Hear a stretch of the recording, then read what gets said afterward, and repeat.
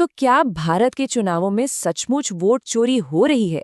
ये एक ऐसा सवाल है जिसने आजकल राजनीतिक माहौल में गर्मी ला दी है। नमस्कार, आज हम इसी तीखी बहस की तह तक जाएंगे और इसे समझने की कोशिश करेंगे इंडियन एक्सप्रेस के एक बहुत ही दिलचस्प एडिटोरियल के जरिए।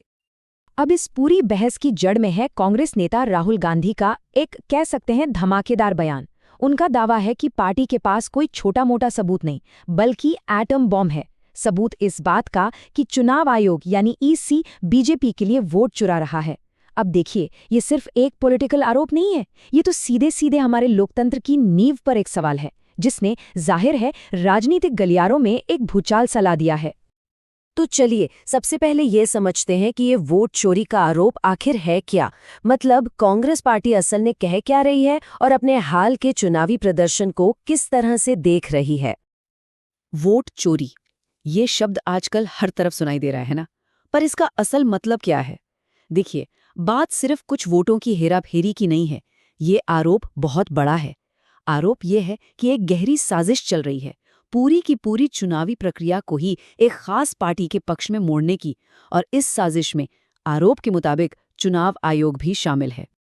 तो कांग्रेस के जो मुख्य आरोप हैं वो कुछ इस तरह हैं। एक, कि चुनाव आयोग और बीजेपी के बीच एक तरह की पार्टनरशिप है। दो, कि बिहार का चुनाव था वो तो शुरू से ही फेयर नहीं था। और तीन, कि चुनाव आयोग का रवैया पूरी तरह से पक्षपाती और कह सकते हैं अक्षम है। मामला इतना बढ़ गया है कि सड़कों पर वोट चोर, गद्दी छोड़ जैसे नारे भी गूंज रहे हैं। लेकिन जैसा कि हम जानते हैं, हर कहानी के दो पहलू होते हैं, है ना? तो अब आते हैं इंडियन एक्सप्रेस के एडिटोरियल पर। ये एडिटोरियल एक तरह से कांग्रेस को आईना दिखाता है और जो तस्वीर सामने आती है वो एक बिल्कुल अलग ही कहानी बयां करती है। तो सवाल ये उठता है कि क्या ये वाकई एक ऐसी एयरटाइट साजिश है जिसमें कोई गलती की गुंजाइश ही नहीं, या फिर कहानी में कोई पेंच है? एडिटोरियल इसी सवाल की पड़ताल करता है और कुछ ऐसे फैक्ट सामने रखता है जो इस पूरी साजिश की थियोरी पर ही एक बड़ा सवालिया निशान लगा देते हैं। मिसाल के तौर पर बिहार चुनाव के इन नतीजों पर एक नज़र डालते हैं। कांग्रेस ने 61 सीटों पर चुनाव लड़ा और जीती कितनी? सिर्फ 6। अब एडिटोरियल का इशारा इसी तरफ है कि क्या ये खराब प्रदर्शन सिर्फ और सिर्फ वोट चोरी का नतीजा है, या फिर पार्टी को अपने अंदर झांकने की भी जरूरत है कि कहीं कोई ऑर्गेनाइजेशनल दिक्कतें तो नहीं हैं। और एक दिलचस्प बात ये भी है, एडिटोरियल के मुताबिक वोट चोरी का ये जो नैरेटिव है ये जमीन पर यानी वोटर्स के बीच उतना चला नहीं। और तो और ज्यादातर जो ऑफिशियल इलेक्शन पिटिशंस होती हैं उनमें भी इसका जिक्र नहीं मिलता। तो सवाल उठता है कि क्या ये सिर्फ एक राजनीतिक हल्ला है जो असलियत से थोड़ा दूर है? और फिर पार्टी के अंदर भी देखिए, एक ही पार्टी पर आवाजें दो।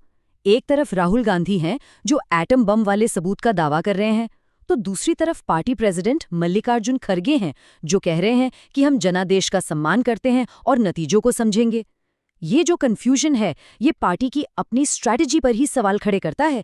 ऐसा लगता है कि टॉप लीडरशिप में भी इस मुद्दे पर पूरी तरह से सहमति नहीं है। लेकिन इसका मतलब ये नहीं है कि चुनाव आयोग पर लगे सारे आरोप बेबुनियाद हैं। और एडिटोरियल भी इस बात को मानता है। वो कहता है कि कुछ जायज मुद्दे हैं, कुछ असल चिंताएं हैं जिन्हें हम नज़रअंदाज नहीं कर सकते। एडिटोरियल ये बात बिल्कुल साफ करता है कि देखिए, चुनाव आयोग भी दूध का धुला नहीं है। उसके कुछ एक्शन, कुछ फैसले ऐसे रहे हैं जिन्होंने शक पैदा किया है, जिन्होंने लोगों के भरोसे को या कहीं डिस्ट्रस्ट को दावत दी है। जैसे कि बिहार चुनाव को ही ले लीजिए, वहाँ इलेक्टोरल रोल्स का एक स्पेशल इंटेंसिव रिवीजन हुआ था जिसे एसआईआर कहते हैं। अब इसको लेकर जो चुनाव आयोग का तरीका था उस पर गंभीर सवाल उठे। मामला इतना बड़ा हो गया कि सुप्रीम कोर्ट को बीच में आना पड़ा। या फिर 2023 के कर्नाटक चुनाव को देखिए, वहां भी वोटर लिस्ट से गलत तरीके से नाम हटाने के आरोप लगे और एक एसआईटी यानी स्पेशल इन्वेस्टिगेशन टीम इस मामले की जांच कर रही है। तो ये जो घटनाएं हैं ये ईसी की फंक्शनिंग पर वाकई गंभीर सवाल खड़े करती हैं। और ये सिर्फ विपक्ष के आरोप नहीं हैं। खुद कांग्रेस के सांसद मनीष तिवारी ने भी माना है कि ईसी के साथ एक ट्रस्ट डेफिसिट यानी विश्वास की कमी तो है। तो इससे ये साफ होता है कि समस्या की जड़ें गहरी हैं और ये चिंताएं बिल्कुल जायज हैं। तो फिर इस पूरी बहस का सार क्या है? आखिर इंडियन एक्सप्रेस का एडिटोरियल क्या रास्ता सुझाता है? इस मुश्किल सिचुएशन से आगे कैसे बढ़ा जाए? देखिए, एडिटोरियल का जो सेंट्रल आर्ग्यूमेंट है वो ये है, हर हार के लिए लगातार एक एयर टाइट साजिश को दोष देते रहना एक तरह से खुद को ही नुकसान पहुंचाना है। ये एक खतरनाक भटकाव है। क्यों?